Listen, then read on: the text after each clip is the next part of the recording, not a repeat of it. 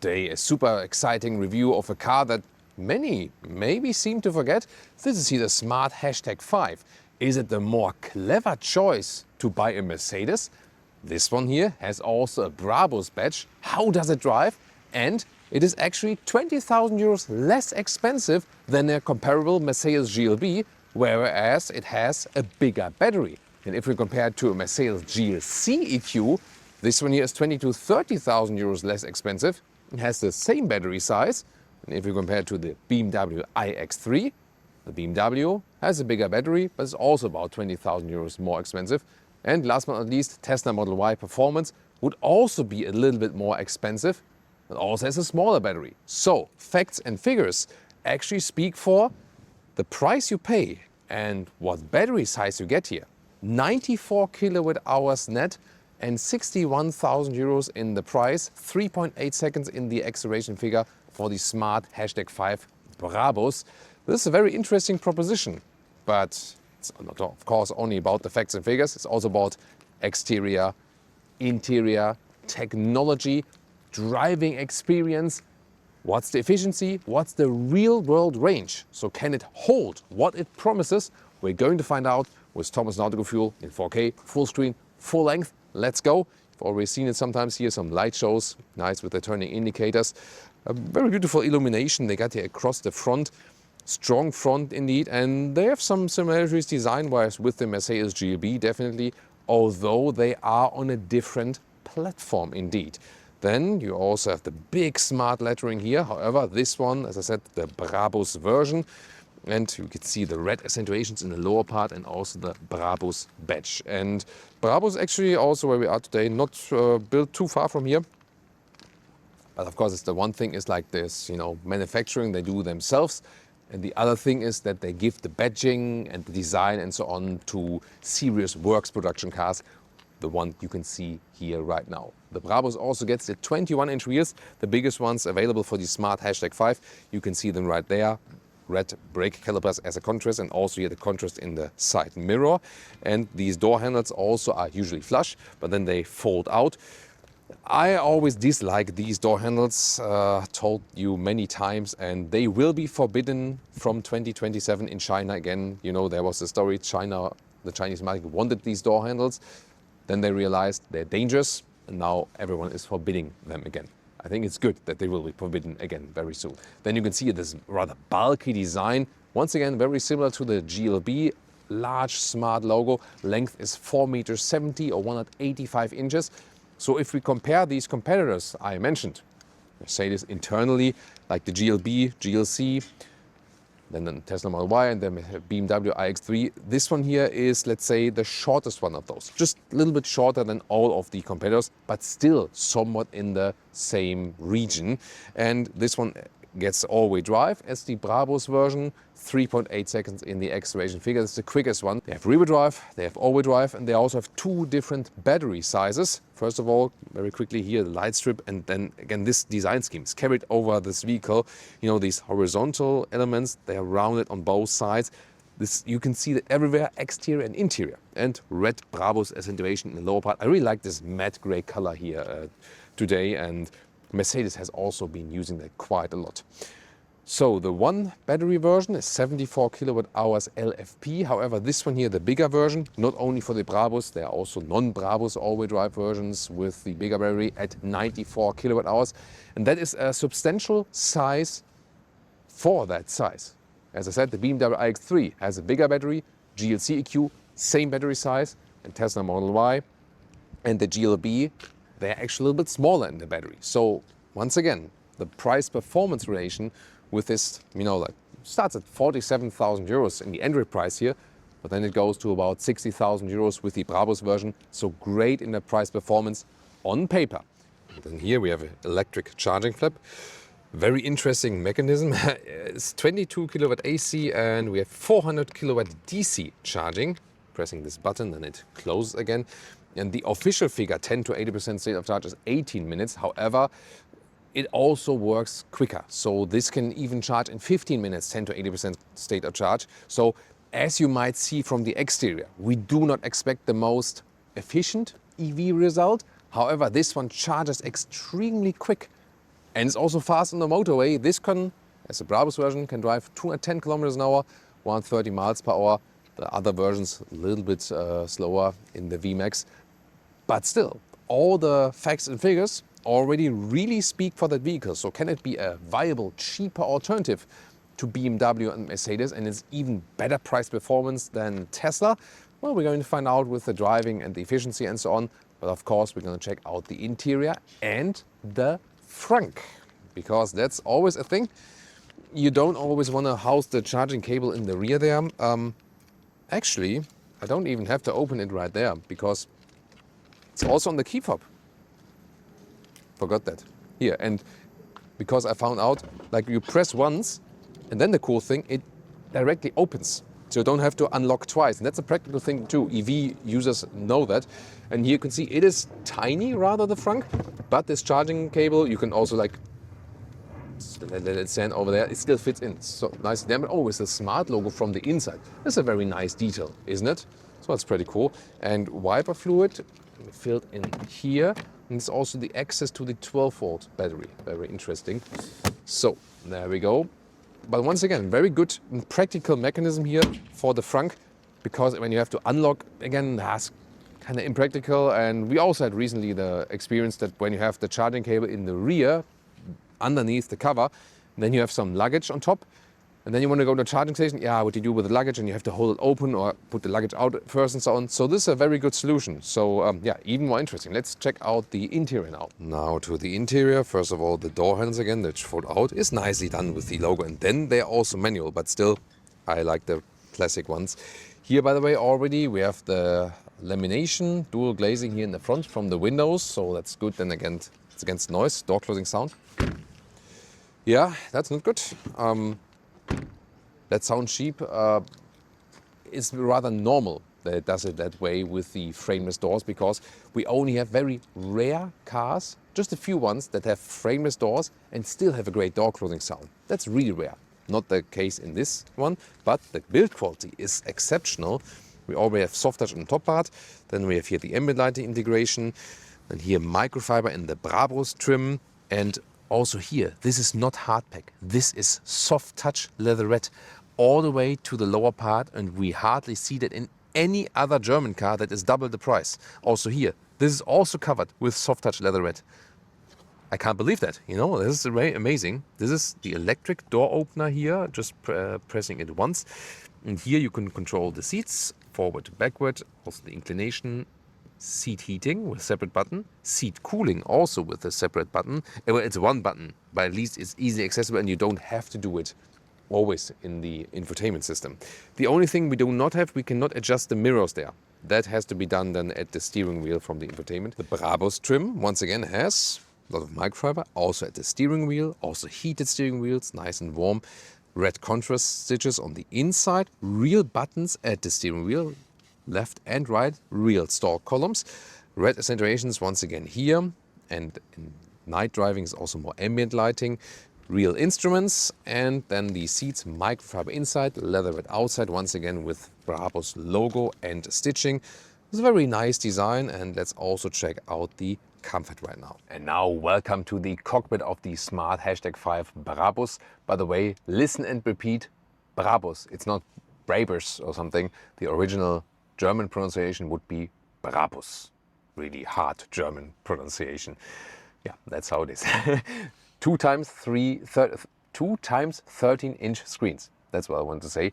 The Brabus version already gets the passenger screen, where Leah soon will play Rally Champion as a passenger princess. This is one thing you can do, maybe while charging or something like that. Main infotainment unit and the classic digital instruments, and also a head-up display. So this is something also what you get more in comparison to Tesla, where some, you know, might miss the instruments or the head-up display. Here you get both, actually. Pretty cool, by the way, here in the top, the Sennheiser sound system, 20 speakers. That's a pretty cool sound, actually. This one here, it actually goes up when you get in the vehicle. A spectacular effect indeed. And then you have, once again, as I said, with seats with the same design element here, with like horizontal and then the round shape. And it's actually not only sporting looks, but it's very decent in the comfort, you know, from the surface material, seating depth and so on. Also good for tall drivers, no problem as for the headroom with one A9 6'2". And not all versions are animal-free, but the Brabus version is completely animal-free from the materials, and some other versions too. You have to look in the configurator and also in our video description and in the data comment. There we also have the other trim details. So that's pretty cool. Steering wheel, in and out, up and down, easy control, and everything feels and looks really nice. From the layout, similar to the other Mercedes ones, GLB and the GLC EQ definitely, with the screen setup, but you have always then again this round design here. Red contrast from the Brabus once again, and then here also good clicking sounds from the vents. Underneath you have ventilated inductive charging pads, left and right, so 2 times. Cup holders, adaptive, better than with most Mercedes models, but there's an update for Mercedes coming as for the cup holders very soon. Stay tuned for that. Microfiber, then split opening. This is also really Mercedes-like. Space here, more space underneath. Cooling function also, and you can here also place a charging card, for example. That's also a pretty cool thing. Even the floor mats, look at that, have the special smart, I'd say, design like that as well. Glove box. Oh, look at that. Even the glove box, not hard pack. This is like a soft touch leatherette the whole way here in the glove box, and also here on the side for the knees. Also soft touch leatherette, dampened underneath. Glove box falls down in a smooth way, and also spectacular how they designed the ambient lighting here. This is then to open and close the vents. And once again, when you look at it at night, it looks even more spectacular. The top dashboard is also soft touch, so what else is there to say? It's really astonishing what they made, you know, from that whole build quality here. Underneath the middle console, by the way, they have this AMD visualization here, that they have the chipset in there. A lot of space underneath here. Then there are the 2 USB-C chargers for the front and more space underneath here. And then the driver POV here, the buttons, the steering wheel are quite cool. This is here then to change something in the digital instruments, clear to read, very easy. On the right side, this one would be, for example, volume up and down, next song, previous song. On the favorite button, at this moment, for example, you can bind the driving mode selection to it. That's what I've done. And in future, they say from February 2026, you can also connect this one here, this favorite button, with these deactivations of the speed chime. Because at this moment, you can click here, and then you can select something here, for example, but it's not available here with the speed chime stuff. You can deactivate the lane change assist. This is like easy to deactivate there. However, this important stuff of the EU speed chime thing, then you have to go here, and then where is it? Assistance, and then here the active speed limit warning. And that's too complicated to access that. So this will be improved, Smart promises. Then we have also a head-up display. It's always larger than it actually appears on camera. It's hard to see on camera, but I promise you can very well see it in real life. And the main infotainment unit, you already saw something from it. It's the main screen. You also have Apple CarPlay or Android Auto integration, which is really nice. And the system is quick, you know, and we're not used to that, at least from a lot of manufacturers. It's really, really nice, really quick.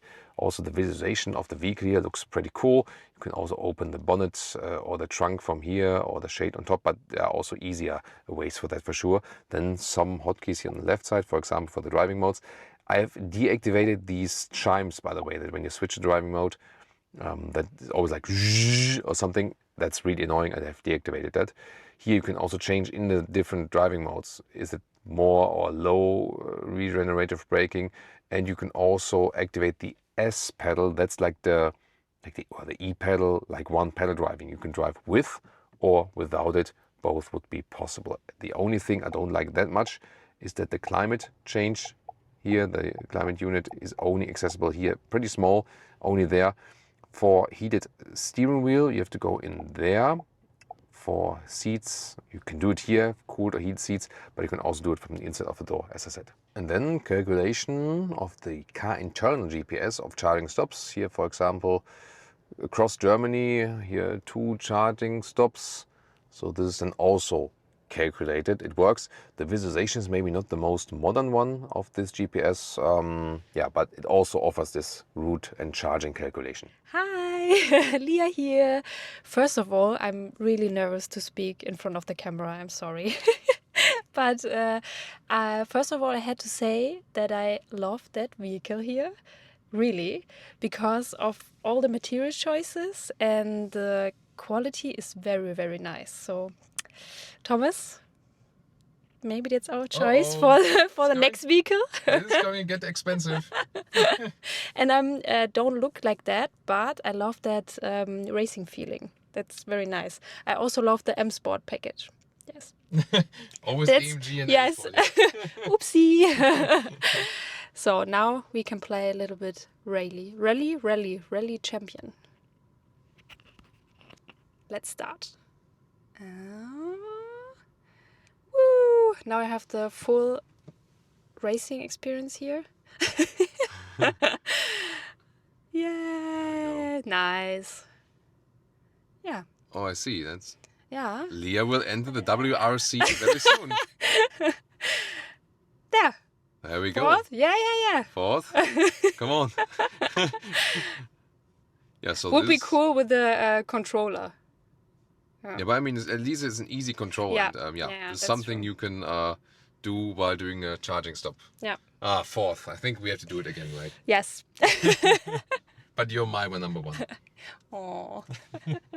The rear seats will be super exciting. And who would have guessed that? First of all, when I lower the windows here, also for the rear windows, we have the lamination dual glazing. Wow. This is exceptional for this price proposition indeed. And with the integration and the 20 speaker standardized sound system, more speakers here. So you can change the inclination of the rear seat here. This one does not change anything at first because this cannot be moved forward or backward. However, if you activate this button here, then you can control the forward seat and make more room for your legs here in the rear, making like a chauffeur position. However, there's also a direct hotkey for that in the lower part here. And this button here, one press, and then the inclination goes all the way backward, and this one goes all the way forward, and you can really make this a chauffeur car suddenly. So, and this is indeed this, like the Chinese influence from the Geely Corporation, you know, like Geely 50%, Mercedes 50%, and on the Chinese market, these luxury features are so important and people appreciate, spend a lot of time in the vehicle, and then they integrate such features here. And I mean, look at that. This is amazing. And at the same time, you can press one button again, then the inclination goes a little bit more upright and the seat comes back to you again. Wow. Then we have two USB-C chargers here in the middle part. Rather even floor. And when I'm sitting here as a tall driver, I still have a lot of legroom left. Look at that. Wow. It's astonishing how much legroom you have here in this vehicle. The angle of the knees also not too bad. Soft touch, by the way, also at the inside of the doors. Here you can now see more of the ambient lighting. Once again, I can change out the angle here. On this side, you can see the difference here. For example, like this, more upright or more backward. Headroom, also no issue at all. 189/602. This is a fixed panoramic glass roof. You cannot open it in the sense of fresh air. What you can do is when it's really hot, then you can apply this shade right here. So it's like a hardware shade and it goes all the way. And the astonishing thing is that this really goes all the way across the vehicle. Last but not least, you have door handles here, like the grab handles, 3 inside the vehicle, just not for the driver. And here you have also separate reading lights for the rear, and they are also adjustable like this. What do they remind me of again? Where do they also use this design, like with the, that you can move it like this? I think it's also in some non-automotive area where they used this design. What was it again? Maybe some of you remember, and then you can put it in the comments. And once again, this design with the horizontal element, which has then the rounded shapes at the right and left, also at the back part of the seat, everything covered here in leather red. Also here, there's no hard plastic. This is also soft. This area here is soft. This is soft. just not the inside here, but I can surely live with that. And of course, the same microfiber use here on the inside, the high-grade leather on the outside, Isofix at the outside each, and we have here the, whoa, that hurt. And then here we have some more space underneath. There's also then the ski hatch with the magnetic function I showed you earlier. No, not earlier. Soon in the trunk, because we already filmed the trunk. But it will come later after the rear seats. So then here is cup holders.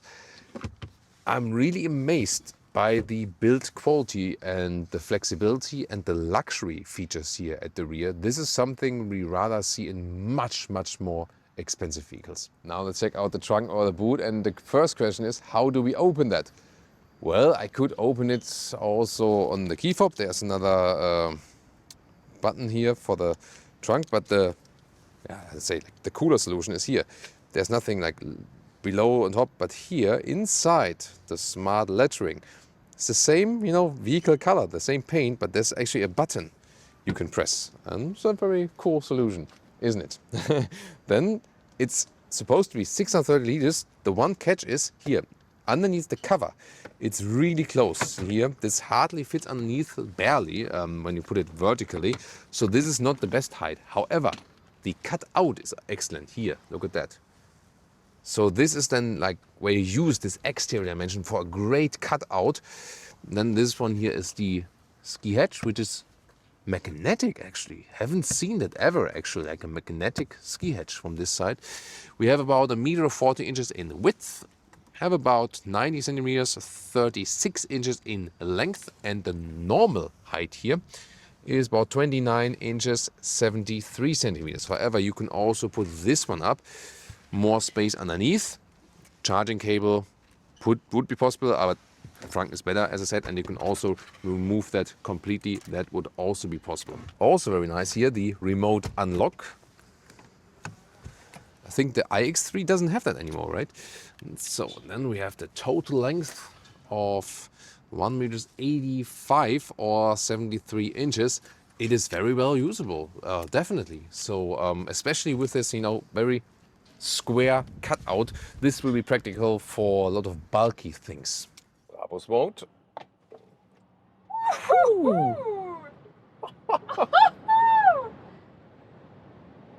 Woo!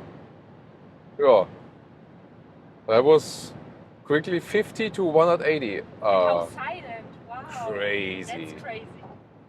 Crazy. I mean, that was super, super quick. That was extremely quick. Screen is black now. Yeah, how did that happen though? I don't know. Wow, wow. And here 130 kilometers an hour. It's like 80 miles an hour. It's really silent. So the dual glazing of the windows really does a great job. So it's very silent. Here lane change, really stable.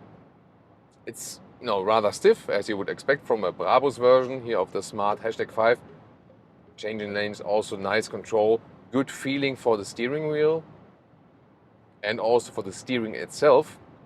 So it's a very compact feeling for the vehicle. It doesn't feel too large and feels really settled on the road. Doesn't shake up much, and you know that from the Chinese manufacturer, it's very often that the interior build quality is excellent and the price-performance ratio, but sometimes the cars disappoint a little bit in driving because for the Chinese market, they have a lot of traffic, they have a lot of speed bumps, and then they set the suspension rather soft.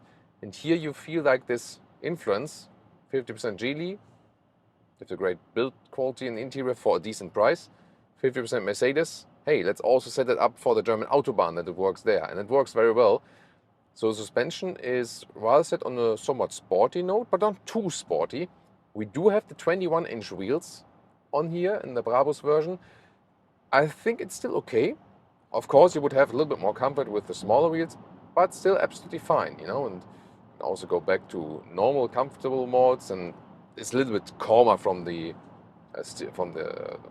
throttle pedal input, which is not the throttle here in this EV, of course. Also here in the tunnel, 80 kilometers an hour, 50 miles an hour, reasonably silent because the dual glazing is also at the rear windows. And then you can see here more of the ambient lighting, which looks pretty cool. By the way, here when you use the turning indicator, you only hear it on one side, the side you are actually turning to. Sometimes it can happen, and that's something which seems also be influenced by Chinese software versions, that you hit the turning indicator and then something else happens, like a beeping sound from the car. Then the turning indicator sound is cancelled. That is, I'm not sure why they do that. So that's something sometimes to me a little bit irritating though. And as I said, this beeping chime from the EU speed law, that can be deactivated later on, they say from February 2026 with a software update, then on the favorite button. Also at the moment, it's tougher to do that. We have to go deep there in the menu. But so far, we could also easily deactivate here the lane keeping assist or lane change assist on some, but I felt no urge to deactivate that because it wasn't really disturbing me so far. So the key message about this vehicle is really, there is this cooperation between Mercedes and Geely, and I feel they both profit from it. From the Geely side, as I said, great price-performance ratio and great build quality and materials for the interior without putting the price higher. And from the Mercedes side, the experience of the suspension setup, that the car feels German. It feels like driving a Mercedes, more or less. This one here, the Smart #5 Brabus, it feels like driving an AMG GLB or something like that. Only that's maybe a little bit more agile. And it's also talked about that with Leah earlier, that as a passenger, you don't feel that you would be shaken around too much. Sometimes in these EVs, the passengers get a little bit sick. But so far, Leah seems fine. She also enjoyed the acceleration. Seems a little bit sleepy. Lean back. That was a fault. Oh yeah, she didn't lean back well. Yeah.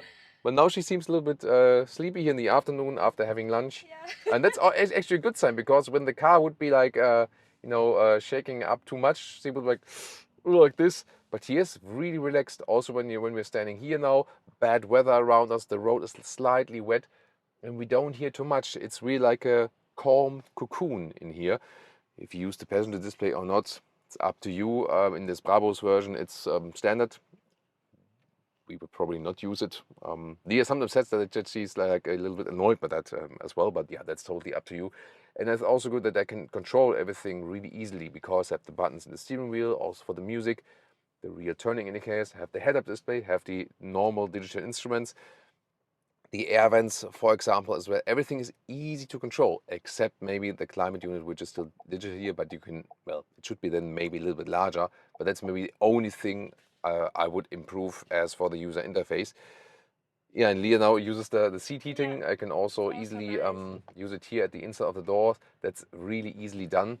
As I said, with the recuperation, you can also set it individually in the driving modes what you want there. So, for example, regenerative braking low, that you just have a little bit. You can also set it to high, and you can also choose the S pedal. That would be the real one pedal driving that it comes to a stop, full stop, and then it continues. So you can set it yourself and then also save it together with your user account, for example. So that's good. What also impressed me here while driving slower in the city and so on was that you can turn the steering wheel quite far, and like how far you can turn in the wheels, so you can easily park in and out this vehicle. Although, I mean, it's not the largest one, but it's also not the shortest one, but this works very well for parking in and out. And once again, good noise insulation. Let's also test here something of the assistance systems. Smart Pilot Assist, it's called. So now it's activated. It's also actively keeping the lane. Let's see about that. Now it's making like a slight bend. And so far, pretty calm. Also keeping the distance to the car in front of us. Once again, you can see more of the ambient lighting. Also beautiful here with the speakers, for example. Standard sound system, very good quality. At the moment, the top speaker is drawn back because we're not listening to music, very obviously. Please hold on to the steering wheel. Yeah, of course I should hold on, but here so far, not that nervous. Following the lane so far. No complaints about that. And we also have a blind spot monitor, but at the moment no one is overtaking us. also go once again to the Brabus mode. Yeah, maybe sometimes a little bit nervous with the steering, maybe a little bit. That could be tweaked a little bit just. So, and now let's cancel it and then just accelerate to. That was 80 to 160. Whew. This has really some serious acceleration. I mean, it is 3.8 seconds, 0 to 100, but somehow it feels even faster. 3 seconds. Yeah, it's really astonishing. Here, 150 kilometers an hour, and it's still reasonably silent. So you can also drive it here at higher speeds on the motorway.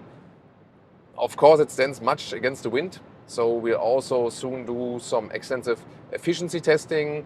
How is the efficiency at 100 kilometers an hour, 60 miles an hour? How is it at 130 kilometers an hour, 80 miles an hour, like 75, 80 miles an hour, something like that. And then give you an update on the real world concise range as for that. But here it does very well on the motorway. You feel really safe. It has a calm and collected feeling here. Also lane changes at higher speeds. So this is definitely Autobahn proof. So very, very good driving experience. And they have really done their homework. And I have to say, I mean, told you initially that when you look at the battery capacity, 94 kilowatt hours, and then at the price here at 61,000 euros for the Brabus version, that's all in. And then you look at Mercedes in somewhat eternally, and even BMW or Audi, you pay 20 to 30,000 euros more for comparable models. Tesla Model Y is also when you, for example, like buy all of the autopilot stuff and like this is also more expensive. Yet at the same time it has a smaller battery, you know. So the price proposition is really, really good with this one. And look at that, how easily I did that corner. Good grip here also with the microfiber steering wheel, and the quality of the animal-free materials really nice. So it does a good job in the city. It's agile enough. It is extremely powerful, great performance on the motorway, and stable from the suspension. And I gotta say, although the suspension is not that soft and we do have these 18-inch wheels, I think it's still okay from the driving comfort. Leah nods. It's always a good sign for me when Leah nods. Yeah, and let's do some more countryside driving because we have some really, really nice roads here again for you. And also go back here once again to more comfortable modes, but I mean, won't change the suspension now. Of course, when you have like really bumpy roads, then you might feel these 21-inch wheels. That's totally normal, definitely. Oh, there's still some kind of a little bit of snow here in the countryside. But it's a really smooth feeling. So Leah and I already discussed, you know, at the point when we maybe switch to full EV, this is definitely one of the hot competitors at this moment. Of course, we still have to wait for the concise range test and so on. This is, of course, super crucial then with the EVs. However, even if this one is maybe not the most efficient one because of the building form, if you now compare like a low-seating sedan or something, it charges extremely quickly, like in the fast charging. So that can also save your trip somewhat, that you don't have to wait for so long. You know, sometimes a little bit bumpy in the road, but still quite okay. And I do have a lot of driving fun with this one. So it is spacious on the inside. You sit upright. You have this traveling feeling, so to speak, because, you know, when you look around and everything, but at the same time, is also still fun to drive. And why is that? Here with the EVs, it's not as bad as with combustion engines if they are SUVs in the driving behavior because of the heavy battery, which is on the one hand a disadvantage. At the same time, it evens out the differences between SUV and sedan because the battery is the center of gravity. It's just like so much weight in the center of the vehicle. And that's again a good thing, that you have a low center of gravity because you have to weight the biggest weight portion in the lower center part of the vehicle. So you also have somewhat a positive effect of that again. Overall, of course, is always better the lighter a car is, but it's really a lot of fun to drive here also in these countryside situations. So yeah, I mean, effect-wise, it ticks all the boxes. Driving-wise, ticks all the boxes. So the only thing that is really left to thoroughly examine now is to check out how efficient it is at what kind of speeds. Well, and after this you might ask yourself, what's the catch? There is one. Now we did our efficiency test. We evened out the topographic levels and did 100 kilometers an hour, 60 miles an hour, straight back and forth. And second time 130 kilometers an hour, 80 miles an hour, back and forth. Topographic level the same then. And as much as I like this car, from all the features, interior quality, and how surprised I was, how good this car is in every single detail, the same way I'm surprised how bad it is in efficiency. Because the first 100 kilometers an hour, 60 miles an hour, 24 kilowatt hours on 1 kilometer, that's 2.6 miles per kilowatt hour. Here at around 8 degrees Celsius, so could be colder, could also be warmer. But we already had the battery, driven, some time. And that would mean a real world range at that speed of 400 kilometers or 250 miles. And then at 130 kilometers an hour, 80 miles an hour, that would be even worse at 32 kilowatt hours on 100 kilometers. That's only 1.9 miles per kilowatt hour. And that would mean, for that case, a real world range of only 300 kilometers or 190 miles, even though we have that really large battery. If you use this vehicle here mainly for driving around with the family in the city, it's maybe not the worst thing. However, as soon as you're going to use it on the motorway for long journeys and also higher speeds, especially like the German use case, for example, then you know why a BMW iX3 or Mercedes GLC EQ is more popular for that use case, and you pay even more money for that. However, if higher speeds are not your main priority and you keep it rather lower or more with city focus, then indeed this one here is an astonishing price-performance ratio for everything else you get. And there's also one more thing coming up now. Of course, we still have to do one more charging test, because that's maybe something where you can, let's say, even out that high consumption a little bit time-wise. And now we do the charging test here. It's already dark, so I need some light. So we did confirm this consumption, by the way, one more time. I just want to be sure. And the interesting thing is that when you drive in winter times, at least it's not, it wasn't too cold, but also not too warm, then the consumption in inner city driving is kind of equal to 1 kilometers an hour, 60 miles an hour on the motorway. That's also very interesting, isn't it? So yeah, can be a little bit more efficient there. However, now at charging here, it's super quick, and it directly started here over 200 kilowatt. So I was driving it on the motorway. I was also preheating the battery. So yeah, that worked very well. And I plugged in at 14% state of charge and directly hopped in a couple of seconds to 220 kilowatt. That is really amazing. And then up to 50%, I was alone here at the charging station, and it even got higher, so 300 kilowatt, and also held that one. So we needed just 10 minutes for 40% battery plus again. Then here, just over 50%, another car next to us plugged in, and then now it plunged. But not because this car here wasn't capable of that, or because it couldn't hold the charging curve, because another car plugged in. And yeah, I really tried to find the most. I went from another station, it wasn't that powerful, to this one in here. But that's also, EV life. So you cannot always score the most optimum results, even if you try to, when someone else is plugged in and this charging station can't do more. So the limit of this car here in charging is not how quick the car is charging, but do you find a suitable charging station for that? And are you alone at that charging station? This is the limit here when charging this vehicle. So this is again working super, super quickly. And you can see, although there was another car plugged in, we can still do, about this 14 to 80 something in about 20 minutes. But that would be way quicker. You see here, this was the other car next to us that plugged in there, then it went down. So otherwise it would have continued, also further, and then we would more end up 50 minutes or something, 10 to 80%. And to confirm that, we did the charging test again alone at the station, plugged in at 15%. Once again, great result. It directly started at 200 kilowatt. Pretty good result, especially that it directly is there. Then got even higher, around 280 kilowatts, so also there a very, very good result indeed. And that is also kept for quite a long time. And then after 10 minutes we were almost at 60%, so that's a very, very quick hop. And it even continued like that, so 15 to 80% we then used under 17 minutes. And once again, a very good result. And even there, the 200 kilowatt was kept, so there was a very, very high overall charging average.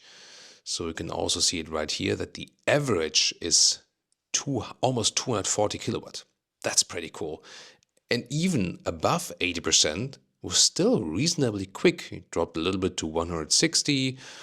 And, about 90% I then canceled, but even these, in the high battery status areas, really cool here, about 91, it was still like 130 kilowatt, and then I really canceled. So that's amazing. Great car, great electric vehicle, great price-performance ratio, extremely quick charging. The only but is that it is not that efficient on the motorway. That's the only thing you have to live with. And now it's time to check out some of the competitors.